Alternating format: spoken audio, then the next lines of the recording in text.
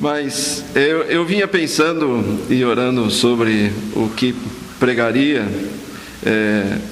Nós estamos sempre pregando na igreja, e às vezes ficamos justamente pensando que assunto. Todos são edificantes. Se tem base nas Escrituras, vão nos edificar. Mas eu gostaria de ver com os irmãos nessa manhã um pouquinho sobre os nossos galardões e falar um pouco a respeito de algumas coroas que as Escrituras mencionam.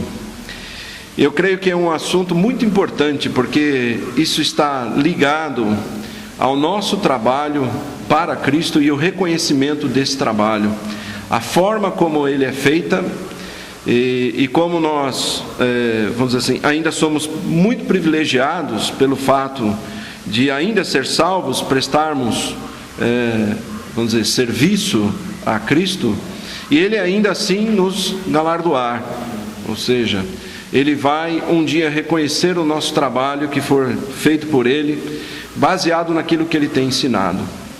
Eu tenho falado muito aos irmãos, lá em São Paulo, pelo menos, há muitos irmãos procurando igrejas onde eles possam servir a Cristo. Eles estão realmente famintos, e muitos deles nos cultos dessas igrejas que perderam totalmente a sua base neotestamentária, esses irmãos têm não só não se alimentado, como saído de lá escandalizados. Alguns têm até comentado, quando entre os próprios membros das igrejas, muitas vezes se fala assim: olha, pegue lá o que é bom e o que é ruim você jogue fora. É muito triste ouvir isso de uma igreja. Significa que ela está trabalhando muito fora dos padrões neotestamentários. E por isso, entender o nosso serviço, como ele é prestado, é muito importante. Quando Jesus disse a Pedro que tu és Pedro, e sobre essa pedra edificarei, eu darei continuidade à minha igreja, e tudo que ligares na terra será ligado no céu, Jesus não estava dando a Pedro, vamos dizer assim, uma carta em branco, dizendo: tudo que você fizer eu vou reconhecer. Não, ele não disse isso. Mas estava ensinando a Pedro que tudo que a igreja fizesse e que tivesse como base as Escrituras, ele já iria reconhecer, ou seja, lá no original, já terá sido ligado. Então, o trabalho da igreja é muito importante, porque Cristo está observando o que ela faz. E vai ser muito triste chegar no fim do nosso trabalho, e aqui eu estou me dirigindo aos salvos realmente, e ver que o nosso trabalho não foi feito na maneira correta e não tem reconhecimento. Vamos abrir lá no livro de Romanos, capítulo 14. O assunto é muito vasto, então eu vou tentar cobrir todas essas coroas de que nós vamos falar. Romanos capítulo 14, do versículo 7 até versículo 13. Diz assim: porque nenhum de vós vive para si, e nenhum morre para si. Porque se vivemos, para o Senhor vivemos; se morremos, para o Senhor morremos.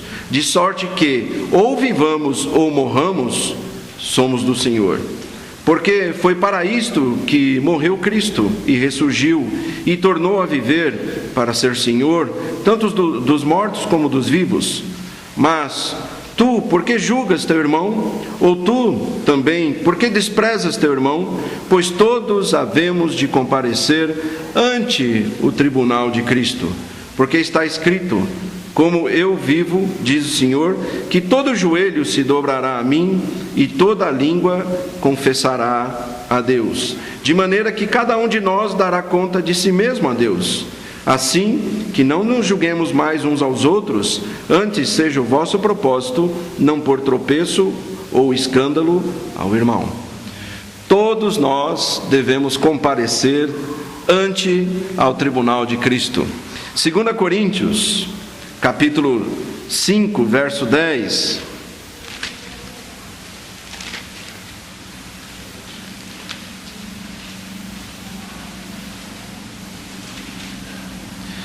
Paulo falou aos romanos, agora fala também aos irmãos lá de Corinto.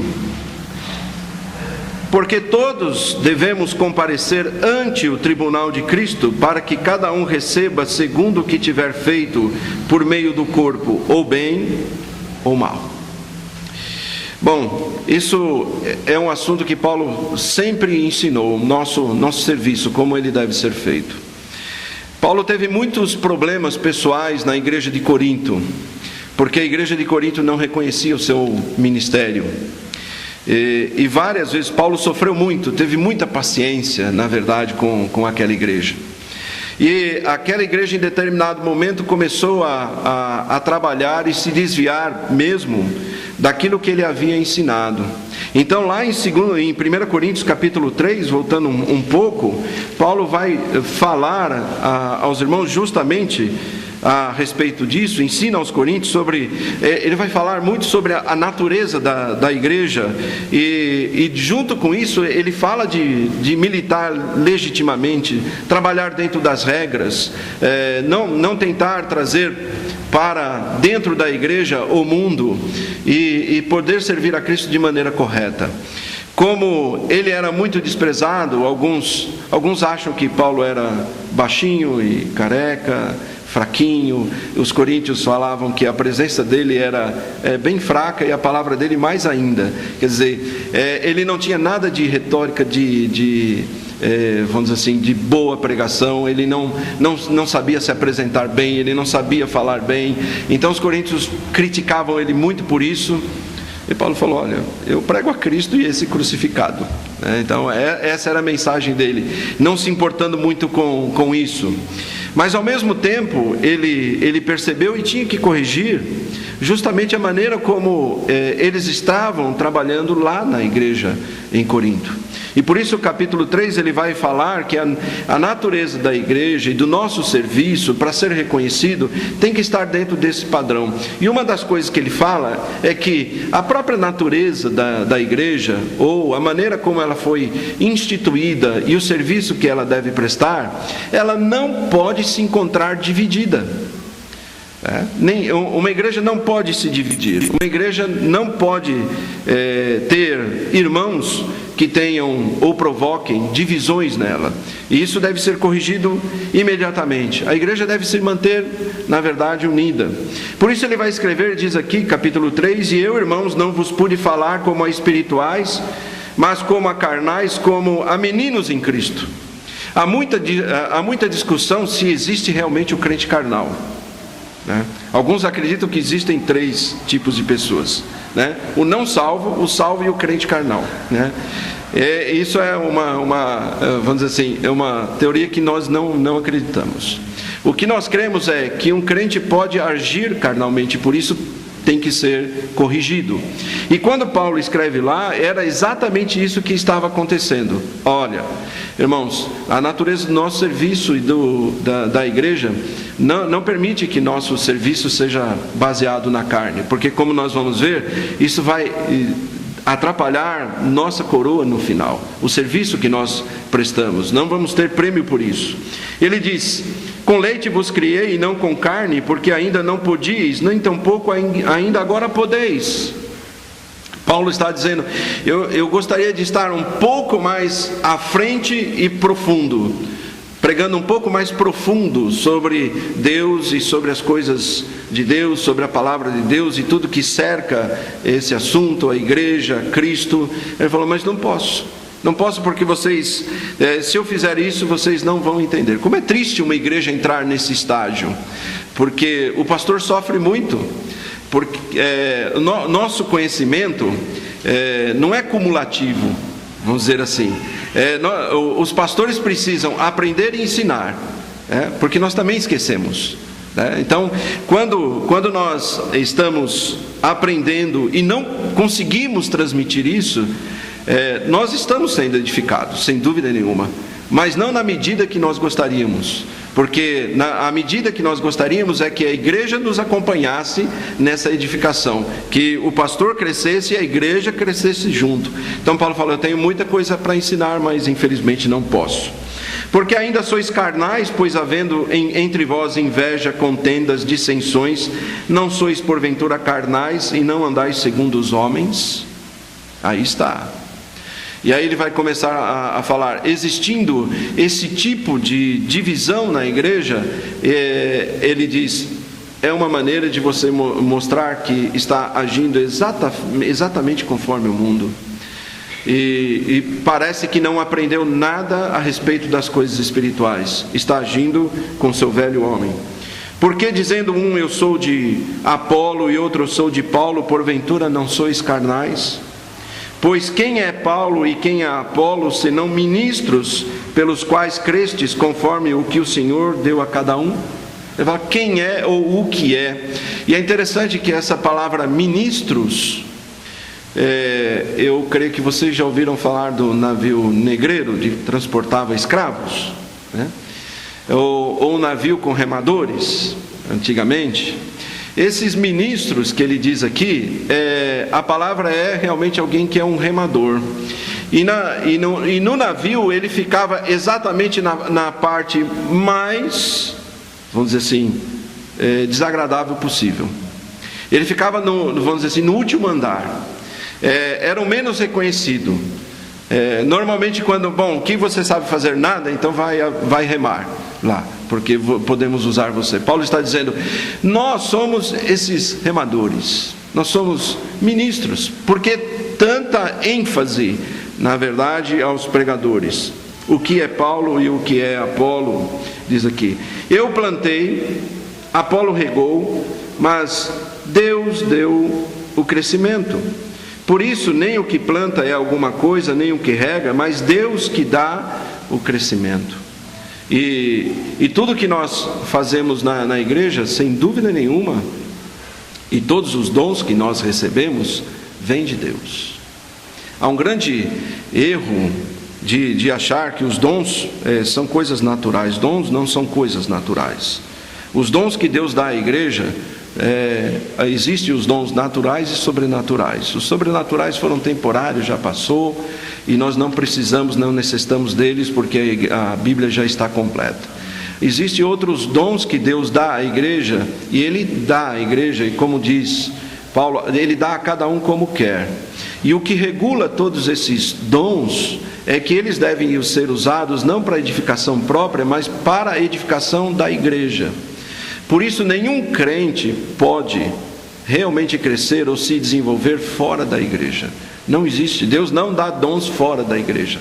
Ele dá dons para que sejam usados na igreja, para a edificação da igreja. E é o que ele está dizendo aqui. Ora, quem somos nós? Não somos nada, nem o que planta, nem o que rega, e todos nós dependemos de Deus que vai dar o crescimento. Ele diz aqui, ora, o que planta e o que rega são um, mas cada um receberá o seu galardão segundo o seu trabalho. E aí então ele começa a falar, primeiro a corrigi-los da mentalidade errada. Irmãos, se há uma coisa que certamente vai impedir, e por isso pode ser um dia de muitas surpresas, o dia em que nós nos encontrarmos com Cristo, recebermos nossos galardões, vai ser a motivação pela qual nós estamos trabalhando. E por isso ele diz aqui, olha, nós somos cooperadores de Deus, vós sois lavoura de Deus e edifício de Deus. Então ele está dizendo, nós podemos trabalhar na lavoura, ajudar na construção desse edifício, mas nós somos apenas cooperadores, segundo a graça que nos foi dada. Aí novamente ele fala, não por talento pessoal. Por isso, irmãos, uma coisa é muito clara, nós cremos que quando alguém é chamado por Deus ao ministério, é um chamado de Deus. Nenhum seminário faz. O seminário não produz um chamado. Ajuda bastante e deve ajudar todos os irmãos. Todos os varões devem estudar. Todos os crentes devem estudar, serem estudantes da Bíblia. Mas nós não fabricamos um chamado. E como ele diz aqui, segundo a graça que nos foi dada, pus eu como sábio arquiteto. Isso é importante. Podemos ter uma igreja que está sendo edificada, mas não tem lá um sábio arquiteto. Acontece muito, né? Vocês veem nessas épocas de chuvas, onde as pessoas constroem casas sem nenhuma base sólida. E isso desmorona um dia, na verdade. Não foram sábios arquitetos. Para que a igreja seja edificada de forma correta e nós venhamos a receber os nossos galardões, nós devemos observar se realmente estamos construindo como sábios arquitetos, diz aqui. Ele diz aqui, pus eu o fundamento e outro edifica sobre ele, mas veja cada um como edifica sobre ele. E Paulo foi usado como apóstolo, nós sabemos, ele escreve aos Colossenses e fala disso, que eles eram como que colunas na igreja, e ele participou, sem dúvida nenhuma, dessa construção, desse alicerce. Mas o alicerce que ele vai falar aqui para nós, e onde tudo é edificado, vamos dizer assim, não é um alicerce dele próprio, ou para ele, como ele diz aqui, porque ninguém pode pôr outro alicerce além do que já está posto, o qual é Jesus Cristo. Não precisa. Há muitas igrejas aí procurando o alicerce. O alicerce já foi colocado de uma vez por todas. O alicerce é Cristo, e nós edificamos sobre ele. Não pode pôr outro. Alicerce só se coloca uma vez, só se faz a base uma vez. E a base foi feita através dos apóstolos e profetas que pregaram que Jesus era o Messias, e nesse alicerce a igreja é edificada, tendo Cristo como, na verdade, nosso Senhor, nosso Salvador, e o motivo de todo o nosso trabalho. Então ele está dizendo, aí edificamos. Não é sobre Apolo, não é sobre Paulo, não é sobre Pedro, não é essa a motivação. E aí nós ficamos pensando, puxa, qual é a motivação que muitos dos coríntios tinham para ir à igreja? Anos e anos pode representar, na verdade, uma motivação apenas carnal. Ele diz aqui, e se alguém sobre este fundamento formar um edifício de ouro, prata, pedras preciosas, madeira, feno ou palha, a obra de cada um se manifestará. Na verdade, o dia a declarará. Pelo fogo será descoberta, e o fogo provará qual seja a obra de cada um. Se a obra que alguém edificou nesta parte permanecer, esse receberá galardão. Mais uma vez, ele toca no assunto galardão. Qual é o motivo? Simples. O que os irmãos, a maioria dos irmãos na igreja de Corinto estavam fazendo, não tinha reconhecimento nenhum da parte de Deus, nenhum. E o triste é que Paulo está ensinando é que, olha, tudo isso que nós fazemos um dia passa pelo fogo de Deus, vai ter que passar nossas obras e tudo que fazemos. Ele diz, pode ser que recebamos galardão, ou se a obra de alguém se queimar, sofrerá detrimento, mas o tal será salvo todavia como pelo fogo. O assunto não é salvação, é galardão. E ele está dizendo, infelizmente, a obra de muitos vai se queimar, não vai ficar nada.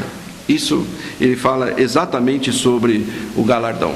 Em que base é feita, na verdade, nossas obras? Bom, pensando nisso, irmãos, que tudo que nós fazemos em igreja ou para a igreja deve ser feito de maneira correta e com a motivação correta, então vamos falar um pouquinho nessas coroas. As coroas que recebemos, o galardão, que é um tipo de galardão ou prêmio, que nós como crentes receberemos. Vamos falar primeiro da coroa da vida. Tiago 1,12, vamos abrir lá. Bem-aventurado o homem que suporta a tentação, porque quando for provado, receberá a coroa da vida, a qual o Senhor tem prometido aos que o amam. Talvez, será que todos os crentes que são tentados, a coroa da vida diz respeito a isso? Porque todos nós somos tentados, sem dúvida nenhuma. E a palavra tentado, a raiz dela permite você falar tentado ou provado. Mas a coroa da vida é algo especial. Por isso ele vai determinar para nós o que essas coroas representam. E esta coroa, na verdade, será entregue aos mártires, aqueles crentes que deram sua vida, ou dedicaram sua vida até a morte para Cristo. Nós estamos longe aqui, nesse país, de pensar de alguém dar a sua vida, ou ser perseguido, ou ser morto. Ainda estamos longe de pensar assim. Porém, haverá dias em que testemunhar sobre Cristo pode custar a nossa vida. Já estamos vivendo dias difíceis para os pastores e para algumas igrejas. A palavra pecado está sendo extinguida, vamos dizer assim, da vida das igrejas. Não se fala mais em pecado. E alguns pecados, se você condenar, você pode até ser preso. A psicologia tem invadido as igrejas, infelizmente. Eu vejo que em até algumas igrejas, o pastor não é suficiente, os irmãos não são suficientes para orientar uns aos outros, e a palavra não nos completa. Isso é uma pena. Eu diria uma grande lástima. Há igrejas onde se dividem: olha, o pastor cuida do espírito, o psicólogo vai cuidar da alma, certo? E por quê? Porque o pastor não tem qualificação para cuidar dessa área.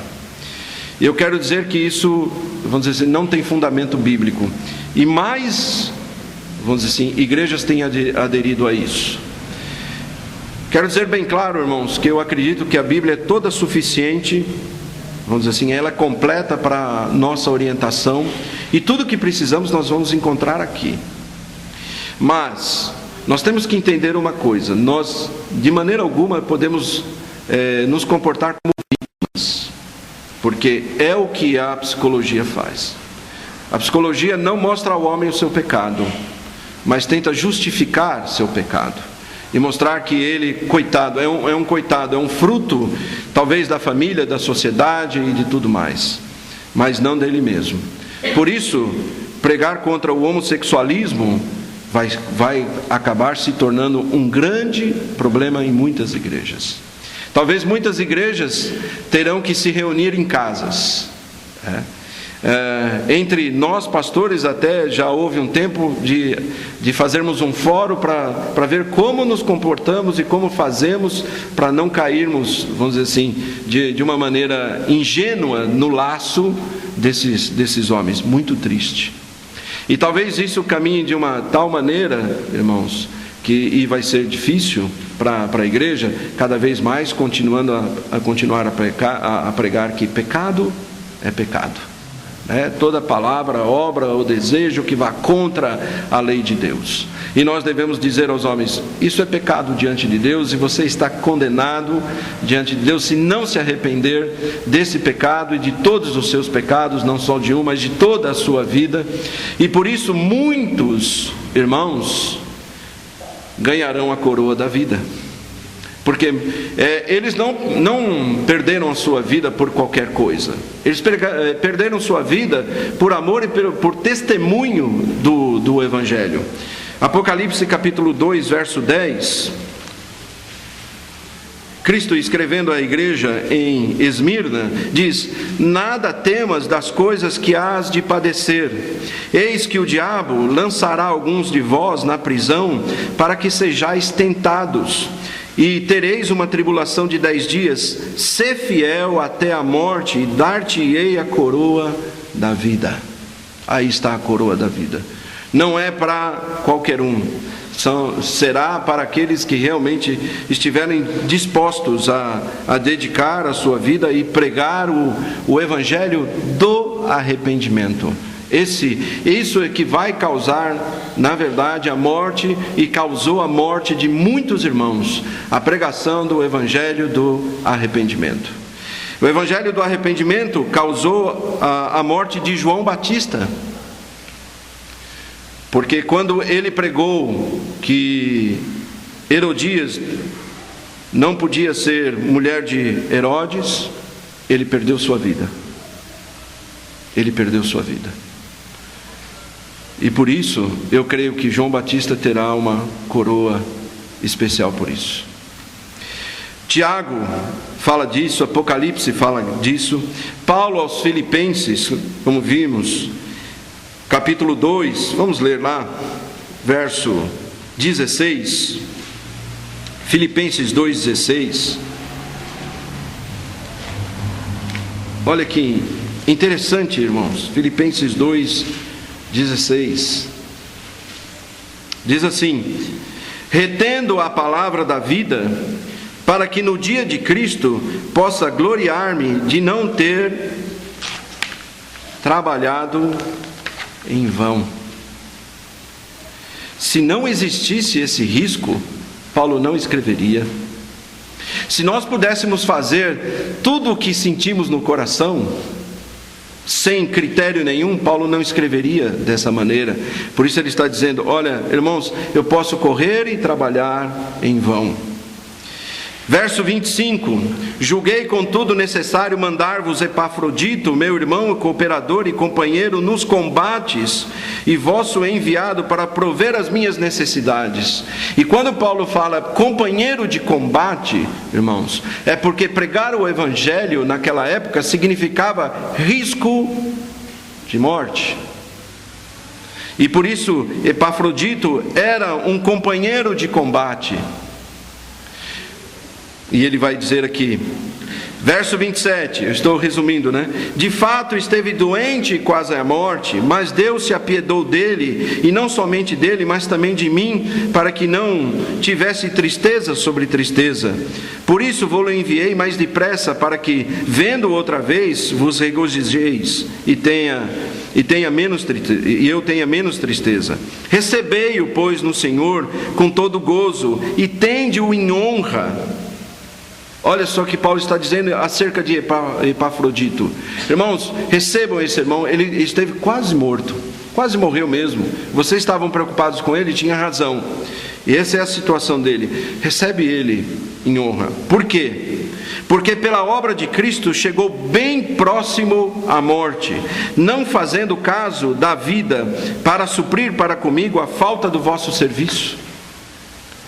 Esse tipo de irmãos que colocavam em risco a própria vida, esses irmãos receberão a coroa da vida.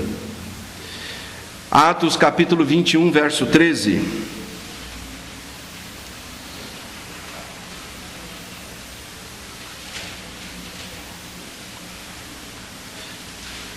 Mas Paulo respondeu,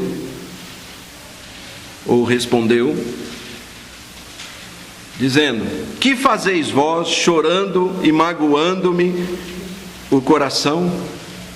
Porque eu estou pronto, não só a ser ligado, mas ainda a morrer em Jerusalém, pelo nome do Senhor Jesus.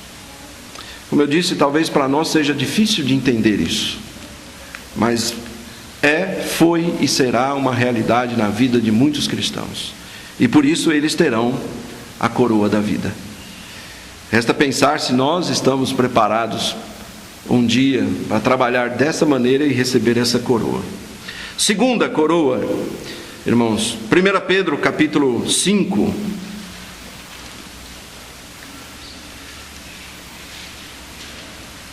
verso 1 a 4.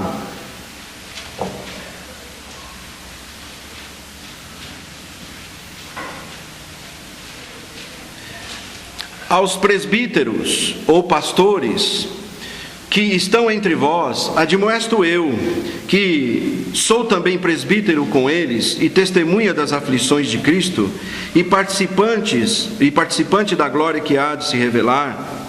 Apacentai o rebanho de Deus que está entre vós, tendo cuidado dele, não por força, mas voluntariamente, nem por torpe ganância, mas de ânimo pronto. Nem como tendo domínio sobre a herança de Deus, mas servindo de exemplo ao rebanho. E quando aparecer o sumo pastor, alcançareis a incorruptível coroa da glória. Quando aparecer o sumo pastor, alcançareis a incorruptível coroa da glória. Qual é essa coroa? Essa coroa será entregue, como diz Pedro aqui, aos pregadores fiéis. Não é a qualquer pregador. Não é um pregador, olha, eu vou sair como pregador, independente de igreja. Eu conheço pessoas assim.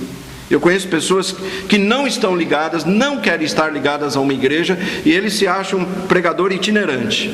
Eu quero dizer bem claro que um pregador, ele tem que estar trabalhando, na verdade, para a igreja. Não existe um pregador autônomo. Não pode existir.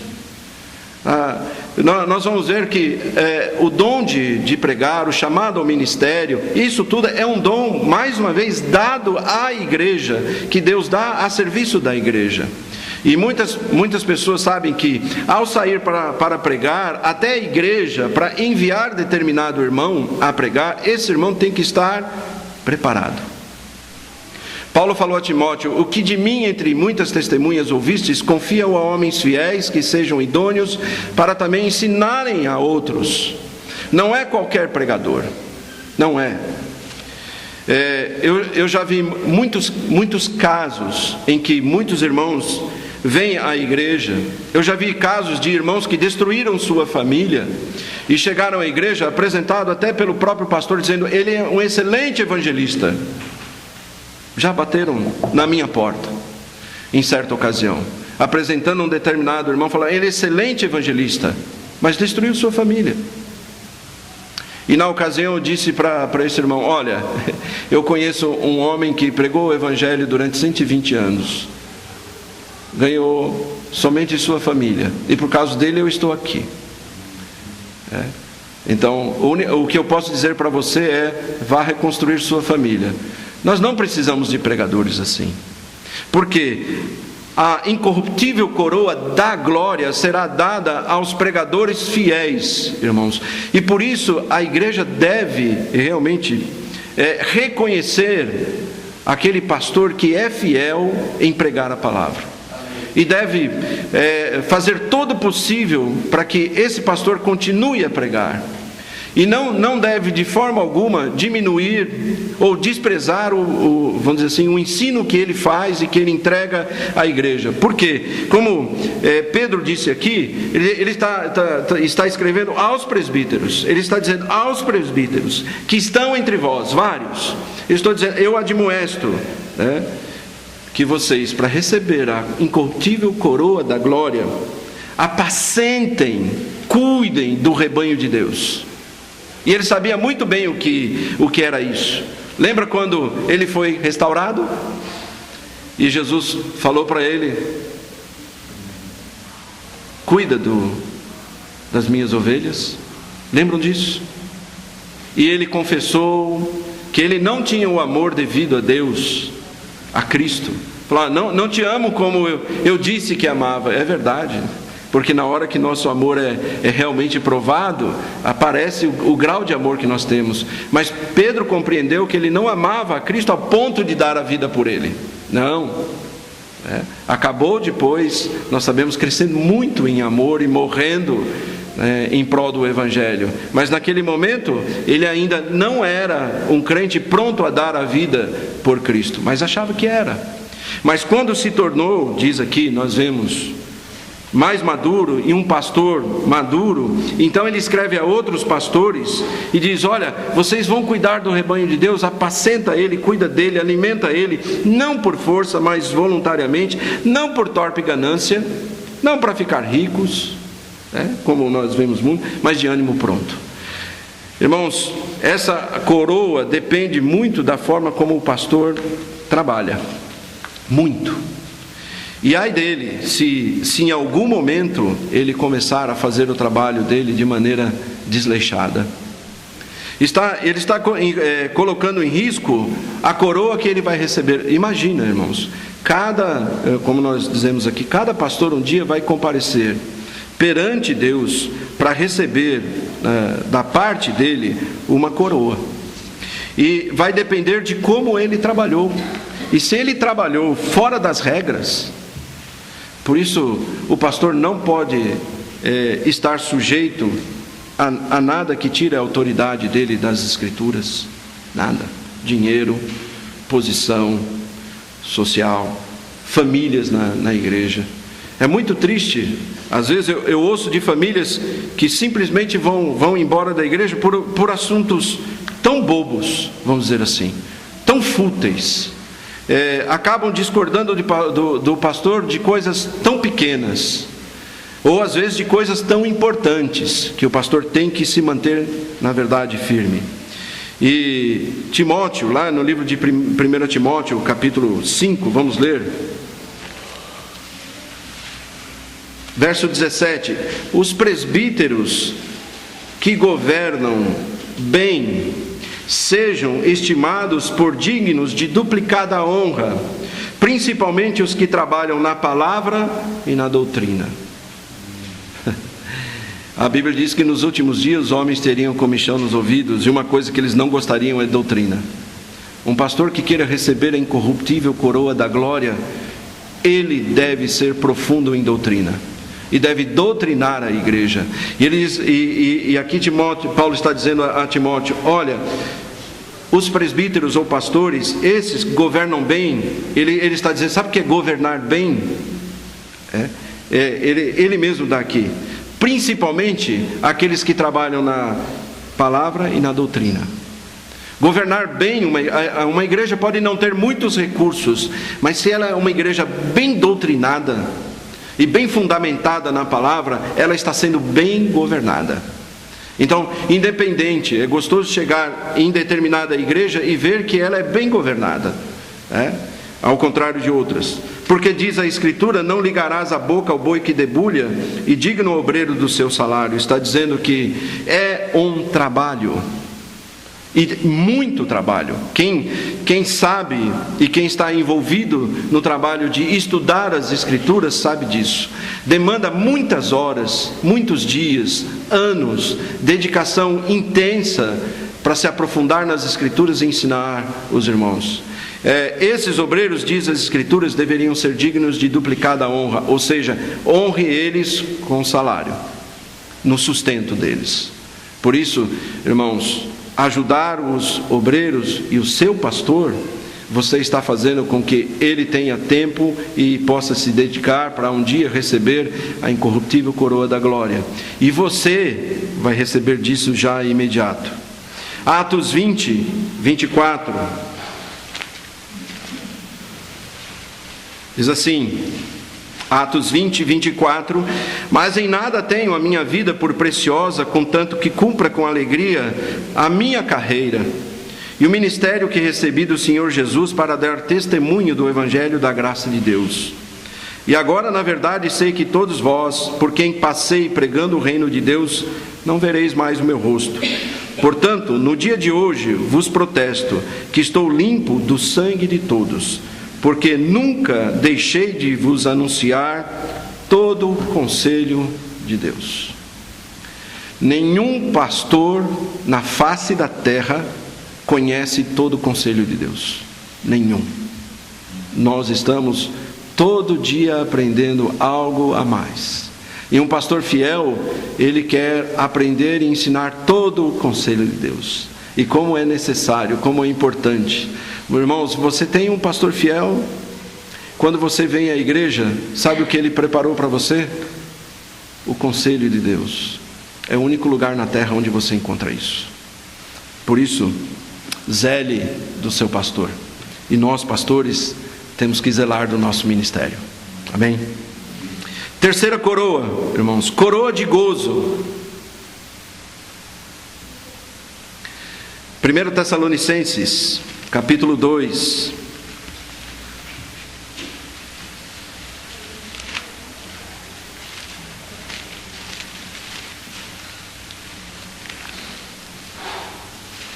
Verso 8.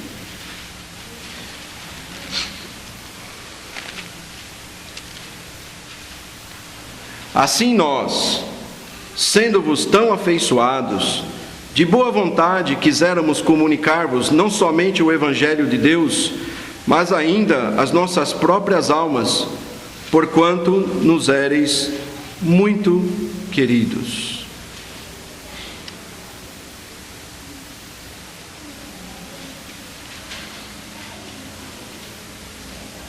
Agora, irmãos, quero o verso 19.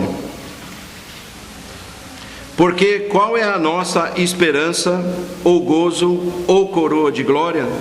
Porventura não sois vós também diante do nosso Senhor Jesus Cristo em sua vinda? Vou repetir.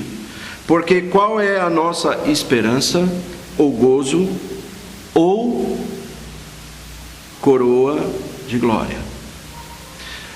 Coroa de gozo ou coroa de glória? Qual é?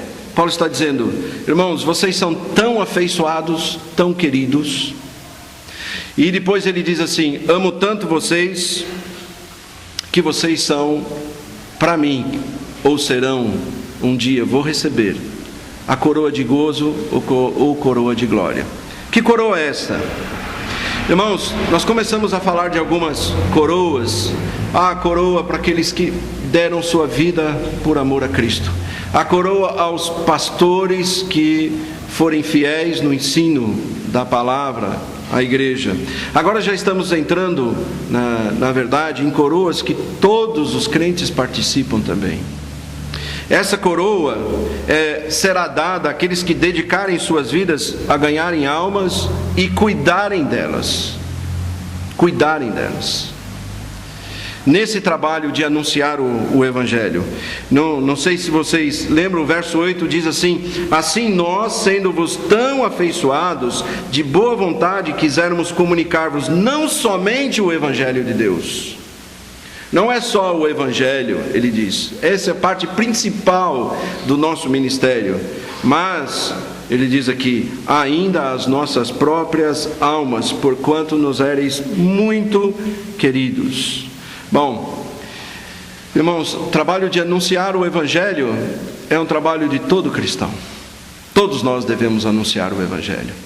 Todos nós devemos ter amor às almas. Todos nós devemos evangelizar. Eu lembro uma vez, eu vim aqui, terminou o culto, o pastor falou: vamos distribuir folhetos. Vamos, pena que choveu, né? Mas vamos. Anunciam o Evangelho, eu tenho trabalho na rádio, saem a pregar, visitam as famílias. Irmãos, essa coroa chama coroa de gozo, e eu espero que realmente os irmãos estejam fazendo isso com gozo, porque vão ter prêmio por isso, vão ter uma coroa por isso. Não são todos os crentes que fazem isso com, vamos dizer assim, com alegria, sabendo que é, vamos dizer assim, algo que eles deveriam fazer por amor ao Evangelho. Coroa de gozo será dada a todos aqueles que não só anunciaram o Evangelho, mas depois que aquela pessoa chegou e está convertida e precisa da nossa atenção, do nosso carinho, precisa da nossa visita. Às vezes nós, os crentes mais velhos na igreja, que estão lá há anos, que já sabem certas verdades, às vezes eles esquecem um pouquinho dessa atenção, dedicação. Eu falei aos irmãos de Osasco, né? Temos um irmão que está nos visitando agora, se converteu há pouco tempo. E um dia ele fez uma pergunta para mim, e eu fiquei imaginando, puxa vida, né? Nós muitas vezes pregamos e achamos que todos sabem a verdade no mesmo grau, na mesma intensidade, com a mesma capacidade, com a mesma profundidade. E ele falou assim: pastor, eu tenho uma dúvida. Eu não consigo orar tanto tempo quanto você ora. Como assim, irmão? O pastor continua orando e a minha oração acabou. Mas espera um pouco, como que é? Sim, durante o culto. Então, eu tenho dúvida, quando você está orando, o que eu devo fazer? Você percebe isso? Nessa hora, eu senti assim: ele é um neném em Cristo. Ele é um neném. Precisa dos primeiros fundamentos, né? Não precisa de alguém que fale: mas não acredito que você não sabe disso, né? Não. Ah, irmão, eu entendi sua pergunta. Ok? Tentando. Até porque em muitas igrejas todo mundo ora ao mesmo tempo, né? E ninguém entende nada. Então, explicar para ele os primeiros fundamentos.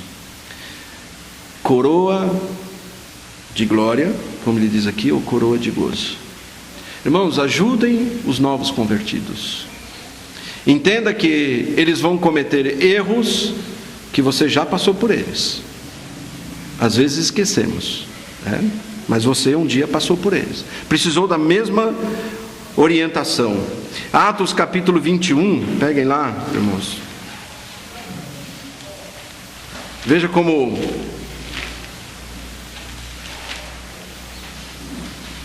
os irmãos eram um exemplo disso. Atos 21, 15 até 17, diz assim: E depois daqueles dias, havendo feito os nossos preparativos, subimos a Jerusalém. E foram também conosco alguns discípulos de Cesareia, levando consigo um certo Minasson, Cíprio, discípulo antigo, com quem havíamos de hospedar-nos. E logo que chegamos a Jerusalém, os irmãos nos receberam de muita boa vontade. Como é que os irmãos receberam eles? De muito boa vontade.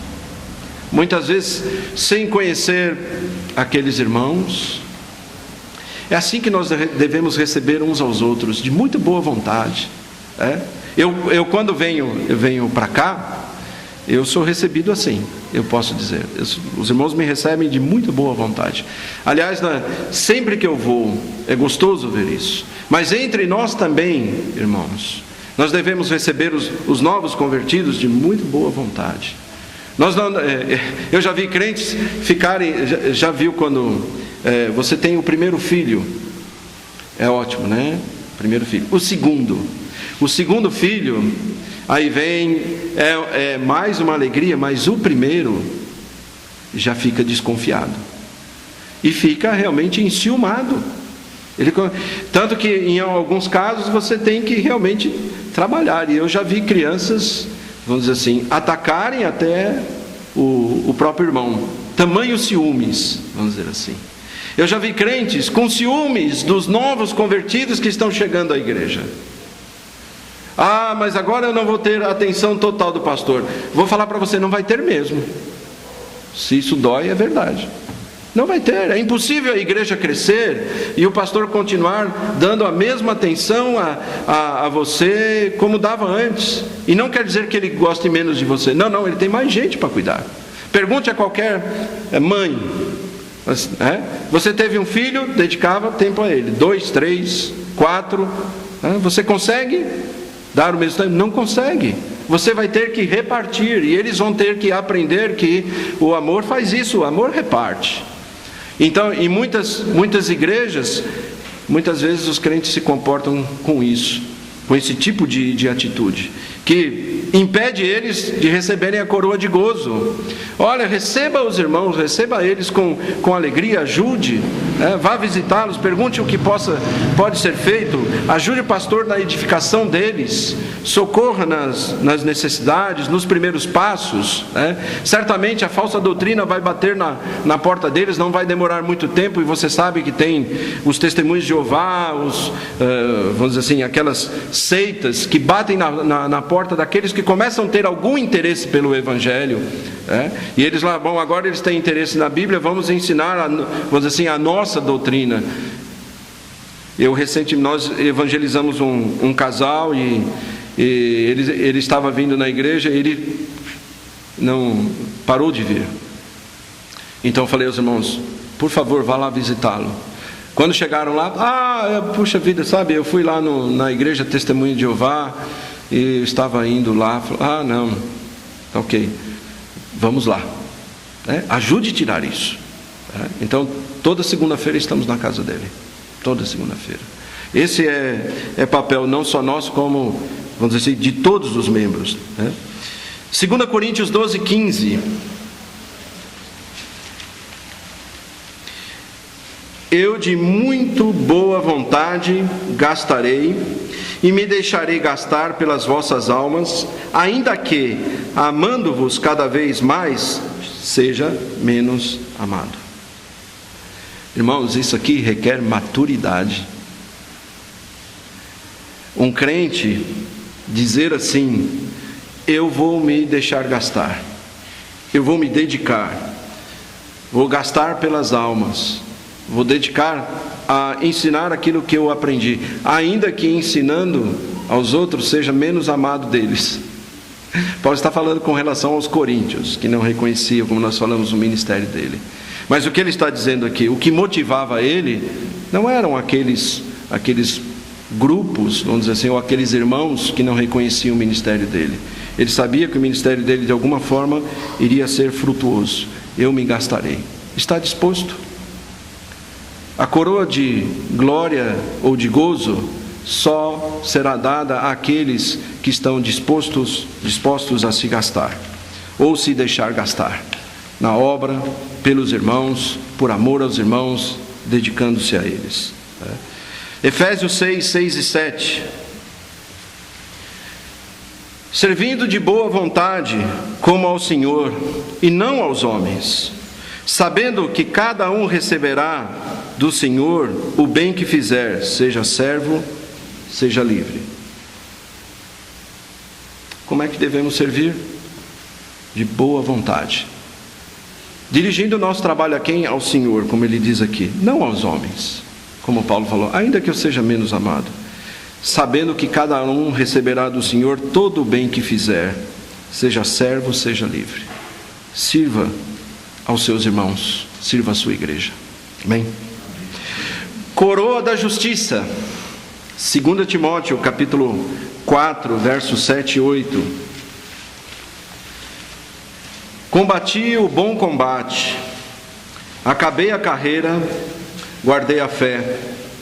Desde agora a coroa da justiça me está guardada, a qual o Senhor, justo e juiz, me dará naquele dia. E não somente a mim, mas também a todos os que amarem a sua vinda.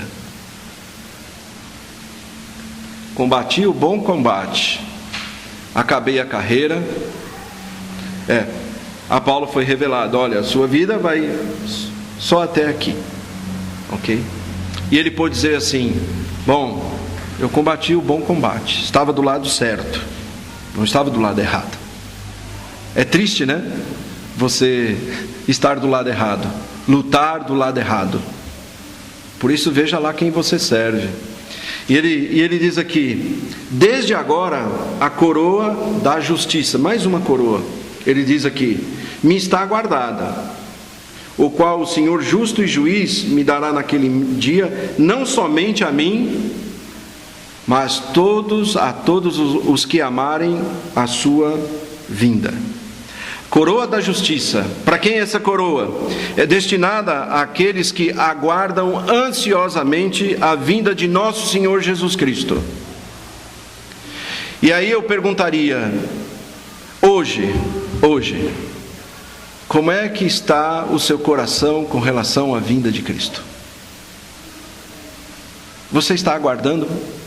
Você está ansioso ou não? É assunto principal da sua vida ou não? Ou você ainda quer ficar nesse mundo por qualquer outro motivo? Porque você quer ganhar um pouco mais de dinheiro, porque você quer talvez arrumar um melhor trabalho, porque você quer desfrutar melhor a vida, porque você acha que é muito cedo. Sei, tem tantos motivos errados pelos quais as pessoas querem permanecer aqui. Paulo falou, para mim o viver é Cristo, morrer é ganho.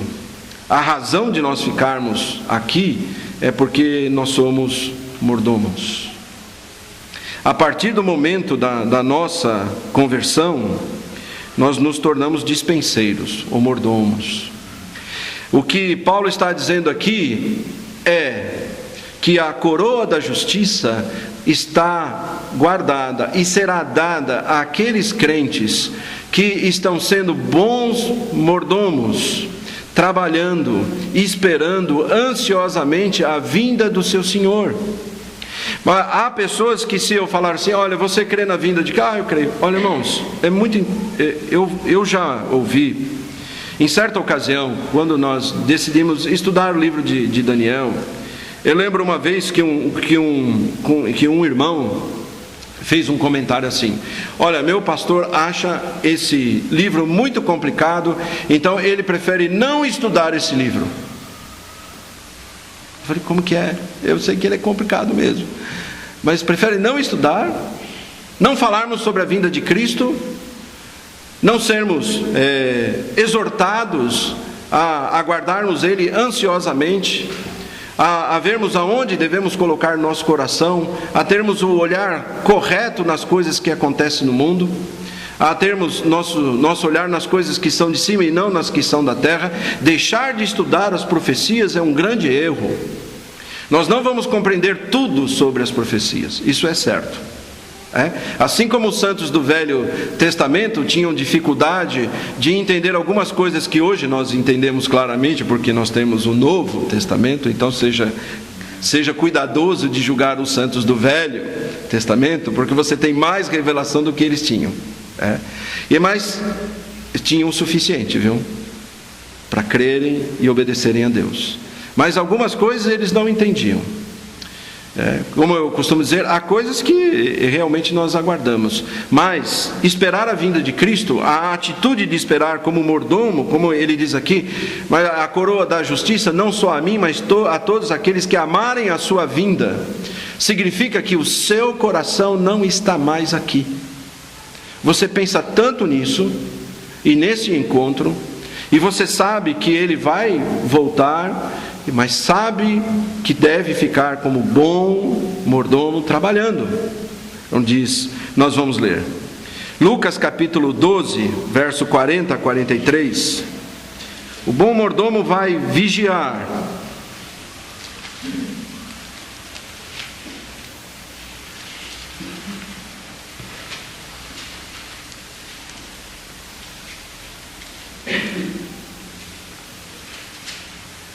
Lucas 12, 40 a 43. Portanto, estai vós também apercebidos, porque virá o Filho do Homem a hora em que não imaginais. E disse-lhe Pedro, Senhor, dizes essa parábola a nós ou também a todos? Aí Pedro faz uma pergunta, né? Tem algo a ver com a gente? Senhor, é só para eles ou para nós também? Tem algum ensino? Sempre que a palavra for pregada, tem ensino para você. Sempre. O que ele diz? E disse o Senhor, qual é, pois, o mordomo fiel e prudente, a quem o Senhor pôs sobre os seus servos para lhes dar a tempo a ração? Bem-aventurado aquele servo a quem o seu Senhor, quando vier, achar fazendo assim. Bem-aventurado. Ele estava falando sobre sua vinda e Pedro falou, bom, mas diz respeito a nós, desse preparo, você pode ver no versículo 35, aí no cabeçalho, a vigilância, estai, pois, cingidos os vossos lombos, estáis preparados para receber o seu Senhor, na hora que Ele vier. Então significa que você está pensando na volta do seu Senhor. E aí a pergunta, você pensa na volta do seu Senhor? Isso é um assunto que está no seu coração, na sua mente, ou não? Deveria estar. 1 Coríntios capítulo 16, verso 22, 2 Timóteo já lemos, 1 Coríntios 16, 22, 1 Coríntios 16, 22.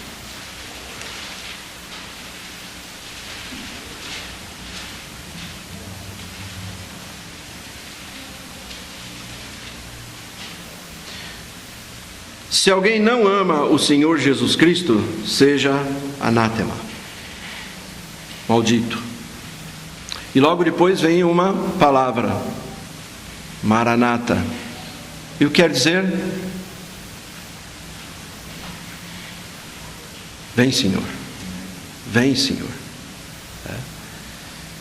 Essa é a atitude do verdadeiro convertido. Vem, Senhor, pode vir a qualquer momento. Não tem nada que eu me apegue nesse mundo. Não tem nada que aqui minha casa, meus bens, nada. Ah, eu quero ficar um pouco mais aqui. Não, eu quero desfrutar. Não quero. O verdadeiro convertido, bem alimentado e com uma vida espiritual sadia, ele deseja, anseia a volta do seu Senhor. Mateus capítulo 24, verso 37 até 39. E como foi nos dias de Noé, assim será também a vinda do Filho do Homem. Porquanto assim como nos dias anteriores ao dilúvio, comiam, bebiam, casavam e davam-se em casamento, até o dia em que Noé entrou na arca, e não o perceberam, até que veio o dilúvio e os levou a todos. Essa atitude nós não podemos ter. E não o perceberam. Essa não pode ser a atitude daqueles que vão receber a coroa da justiça.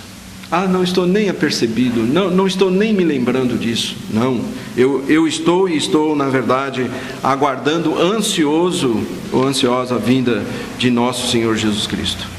E Paulo escreveu aos Tessalonicenses várias vezes sobre isso. Tiago escreveu, Tiago capítulo 5, verso 7, vamos ler, como nós devemos aguardar.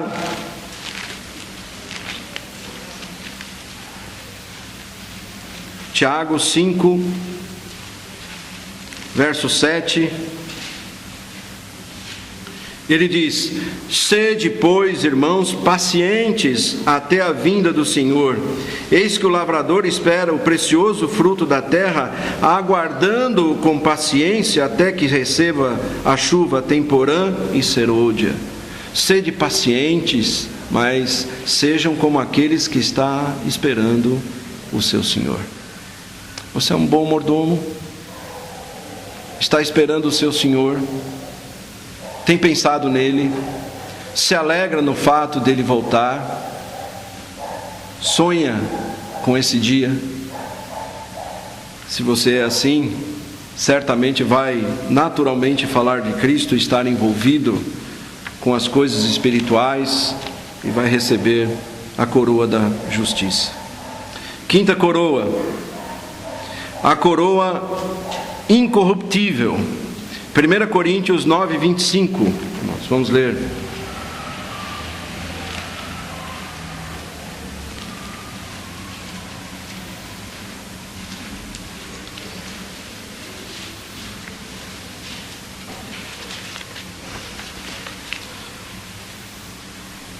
Essa é a quinta e última coroa que vamos falar hoje.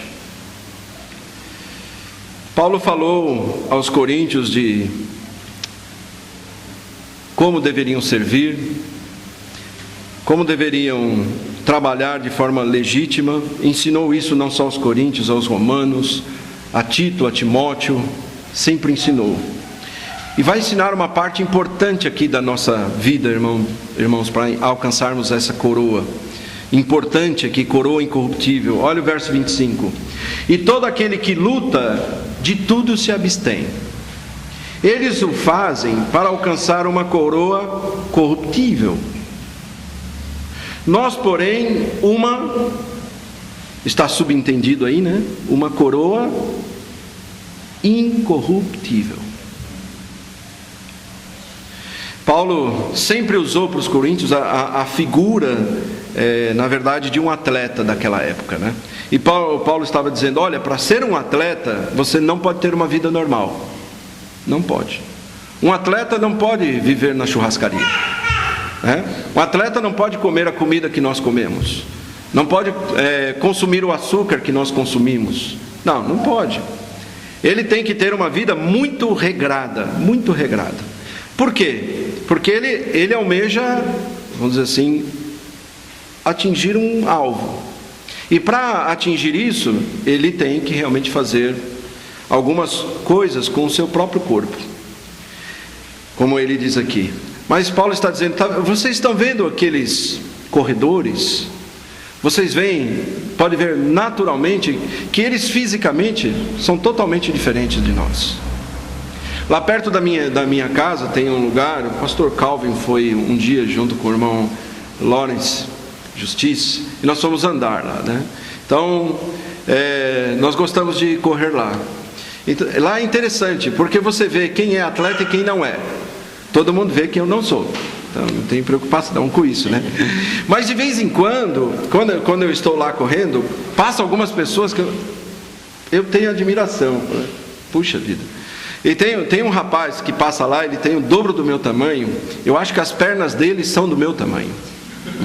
Só as pernas dele. Então, quando ele passa por mim, ele dá 3 voltas e eu dou uma, na verdade, né? Então, quando ele corre de uma forma tão natural, eu falei, ele é atleta, né? Falo, mas e às vezes você fica, puxa, mas isso aí ele alcançou com muito custo, na verdade, não é fácil de alcançar. E eu falo, bom, eu teria que fazer muitas coisas para isso. A começar, a Ivone tinha que mudar todo o cardápio lá de casa, e isso é impossível, né? Então, mudar o nosso cardápio, né?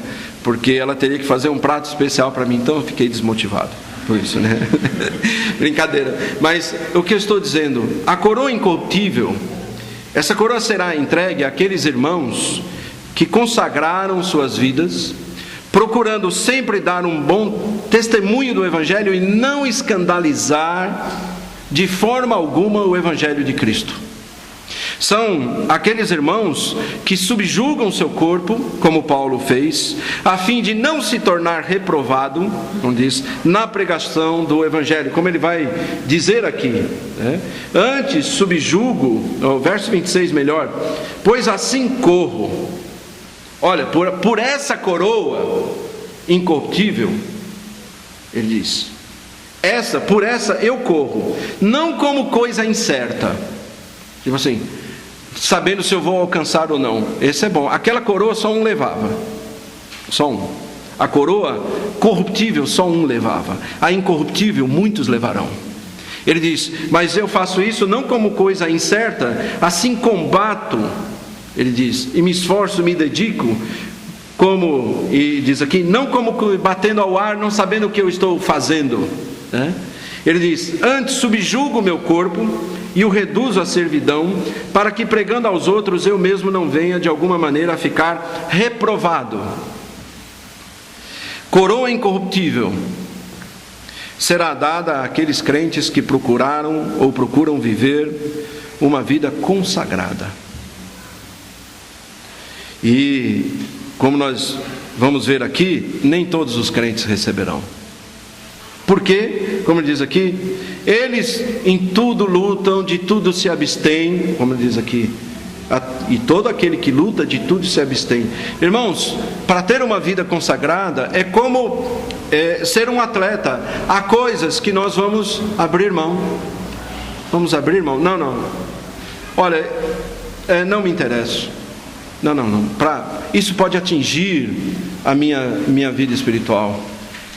Há coisas que me são lícitas, mas tem coisas que não me convêm. Há coisas que me são lícitas, mas eu posso me deixar dominar por elas. Há coisas que podem atingir a minha vida de uma tal maneira que me atrapalhe de correr. E quando Paulo estava falando isso, ele falava como corredor. E o corredor não pode ter nada, vamos dizer assim, atrapalhando ele nessa corrida. Qualquer peso, qualquer coisa que atrapalhe, faz ele não atingir o objetivo. Bom, 2 Coríntios capítulo, vamos ler alguns versos. 2 Coríntios capítulo 6, verso 3.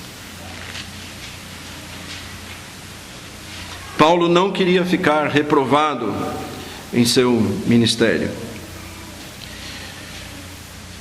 2 Coríntios 6, 1 a 3. E nós, cooperando também com ele, vos exortamos a que não recebais a graça de Deus em vão, porque diz, ouvi-te em tempo aceitável e socorri-te no dia da salvação. Eis agora o tempo aceitável, eis aqui agora o dia da salvação. Não dando nós escândalo em coisa alguma, para que o nosso ministério não seja censurado. A coroa incorruptível, irmãos, será dada àqueles que se preocupam pelo seu bom testemunho. Eles não querem de forma alguma que o seu testemunho seja atingido, ou o testemunho do Evangelho. É quando, eu posso dar vários exemplos, quando Paulo escreveu aos Coríntios, diz: olha, já é uma falta entre vós ter demandas, um irmão levar outro à justiça. O diabo tenta atacar a igreja de diversas maneiras. Se ele não conseguir vindo de fora, ele vai tentar por dentro da igreja. E às vezes provocando dissensões entre os irmãos. E tudo que ele pode fazer é provocar essa dissensão e fazer com que, vamos dizer assim, aqueles que assistem à igreja fiquem escandalizados e vão embora. E muitos crentes não estão dispostos, na verdade, a abrir mão. Não estou falando de doutrina aqui. E Paulo está dizendo, promover escândalo significa que o seu comportamento, a falta de amor com os irmãos, ou de alguma maneira o seu testemunho ferir o testemunho da igreja, a ponto de o seu testemunho ficar escandalizado.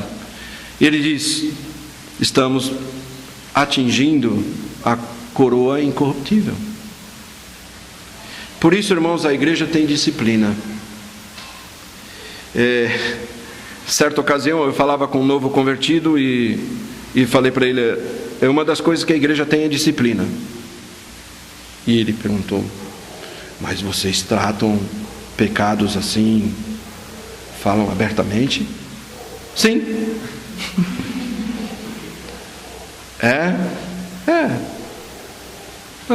Pegue a sua Bíblia aí, vamos ver. Como Deus tratou o pecado de Ananias e Safira?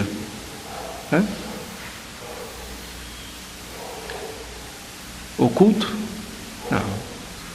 E muitas vezes a igreja tem que exercer disciplina. Irmãos, há muitas igrejas que abandonaram disciplina, que os membros têm vergonha de serem membros da igreja, porque não têm mais força para mudarem isso.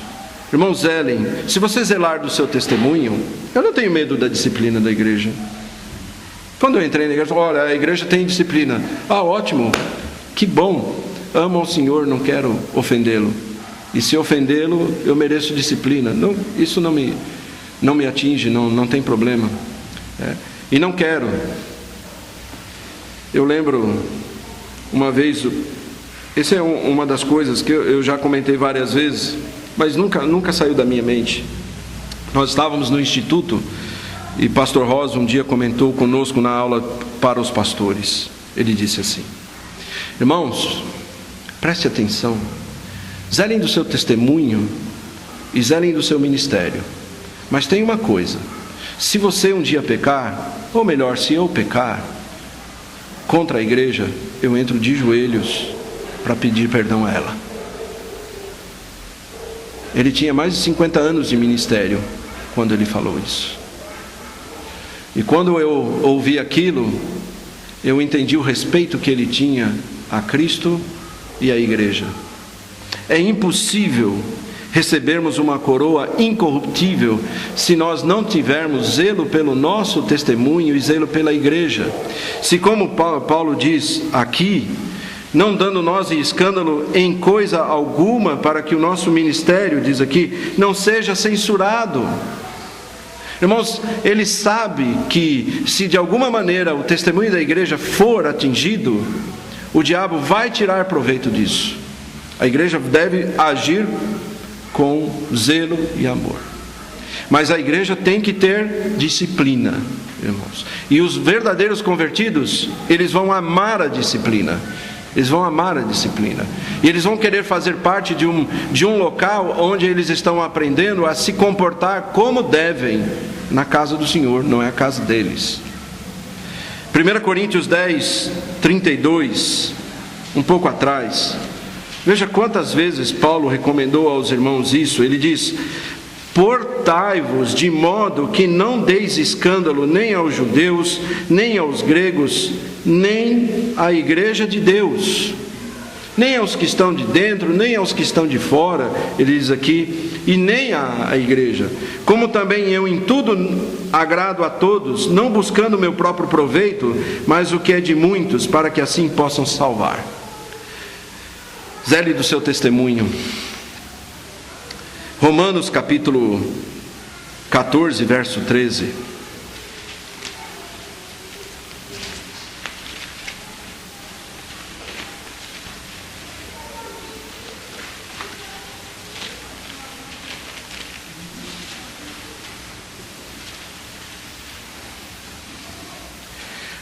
Assim, que não nos julguemos mais uns aos outros, antes seja o vosso propósito não pôr tropeço ou escândalo ao irmão. A coroa incorruptível significa que nós consagramos nossas vidas e nós não queremos escandalizar nenhum irmão. Se alguns irmãos acham, como Paulo escreveu aos Coríntios, com relação a comer carne sacrificada aos ídolos, eu vou dar só um exemplo. Alguns falam, olha, para mim não tem problema nenhum, porque o ídolo para mim não é nada. Outros, sua consciência mais fraca era acusada. Paulo ensinou aos irmãos a forma correta. Olha, irmãos, o ídolo não é nada mesmo. Olha, irmãos, é verdade que você tem sua liberdade, ninguém tem que julgar sua liberdade. Isso é verdade. Mas não esqueçam de um fato: atrás do ídolo está Satanás. E o último, mais importante, você sempre deve ser regido pelo amor. Se de alguma maneira a sua liberdade faz escandalizar alguém, se você tem amor genuíno a Cristo, você abre mão dessa sua liberdade. E você diz, não preciso fazer. Posso ficar sem isso, tranquilamente.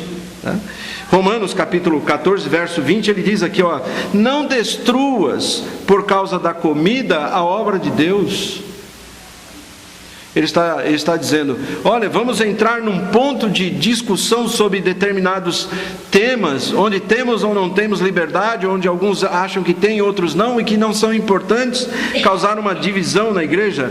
É verdade que tudo é limpo, mas mal vai para o homem que come com escândalo.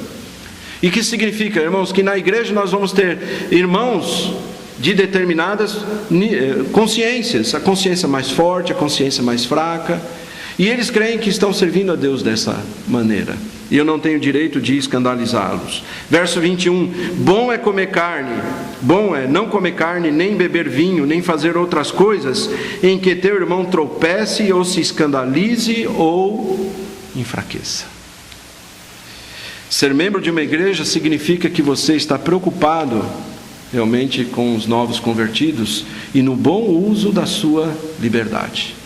Você não vai deixar brecha nenhuma para que algum irmão se escandalize. Romanos capítulo 16, verso 17. Já estamos acabando, viu, irmãos? Diz assim, e rogo-vos, irmãos, que noteis os que promovem dissensões e escândalos contra a doutrina que aprendestes, desviai-vos desses. Aí sim. Sim, se é escândalo contra a doutrina, se é dissensão, não. Esses irmãos não podemos ter comunhão. Se algum irmão chegar ao ponto de, promover vamos dizer assim, o desvio doutrinário, ou mesmo não querer abrir mão, nós não podemos ter, aliás, irmãos, não podemos ter ninguém na igreja assim.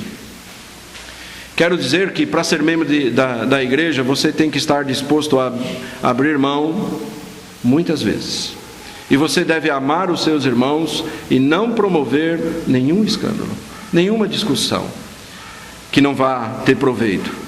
1 Coríntios 8, 9, ele fala novamente um pouco à frente.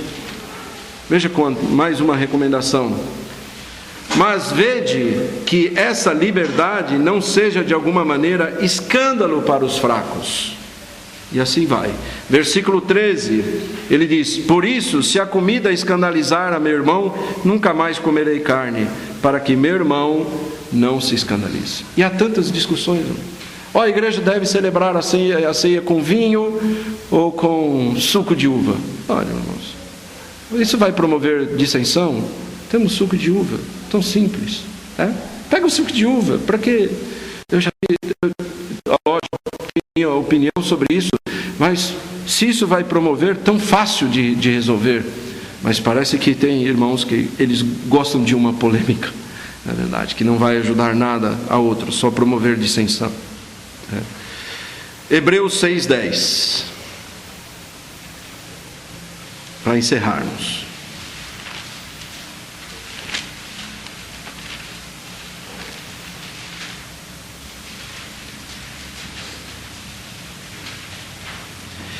Gosto muito dessa passagem.